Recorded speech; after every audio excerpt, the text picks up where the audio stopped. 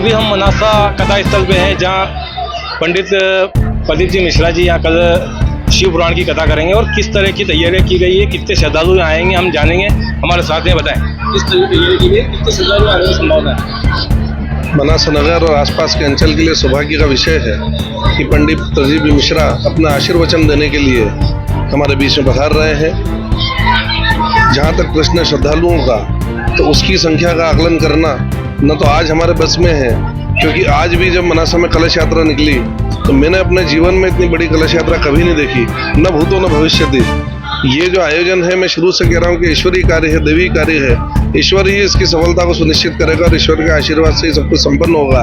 लेकिन जहाँ तक प्रश्न व्यवस्थाओं का, तो हमने श्रद्धालुओं की सुविधा के लिए यहाँ व्यवस्थाएं जुटाई है। लेकिन जैसा कि गुरु जी के सभी कार्यक्रमों का अनुभव रहा है कि चाहे कितनी सुविधाएं जुटाई हो या कितनी व्यवस्थाएं की हो, अंततः वो व्यवस्थाएं सब कम पड़ जाती है। क्योंकि जब श्रद्धा का सैलाब उमड़ता है तो सारी व्यवस्थाएं कहीं ना कहीं छोटी लगने लगती है। लेकिन एक चीज महसूस की जाती है हर जगह कि जो श्रद्धालु श्रद्धा के साथ इस कथा को सुनने आता है, वो आत्म अनुशासन से और स्वप्रेरणा से इस कथा को सफल भी करता है।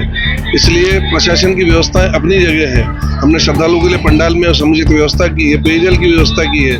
भगवान ना करे अगर किसी को कोई दिक्कत हो तो उनके लिए समुचित चिकित्सा की व्यवस्था भी है। भोजन सहित क्योंकि गर्मी का समय है तो पेयजल की सुनिश्चित व्यवस्था की है। और सारे जो पार्किंग स्थल है वो कथा स्थल के इतने नजदीक रखे गए हैं कि आदमी सुविधा से वहां तक पहुंच जाए। अगर एक या दो अपर स्वरूप कोई पार्किंग स्थल दूर भी है तो वहां हमने उनके लिए रिक्शा की व्यवस्था की है, जो कि सशुल्क व्यवस्था है, जो कम से कम दरों में श्रद्धालुओं को कथा स्थल तक छोड़ेंगे। क्या समय रहेगा और कितने दिन का?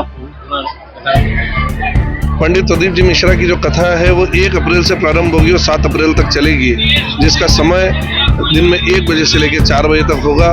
मेरा सभी श्रद्धालुओं से निवेदन है, समय पूर्व आके अपनी जगह सुनिश्चित करें, अपना भी ख्याल रखें और अपने जो साथ अपने भाई बहन जो इस कथा का श्रवण करने आ रहे हैं उनका भी ख्याल रखें। क्योंकि आयोजक परिवार और प्रशासन तो अपने स्तर पर सतर्क है, लेकिन हमें भी अपनी सुरक्षा का ध्यान रखना है।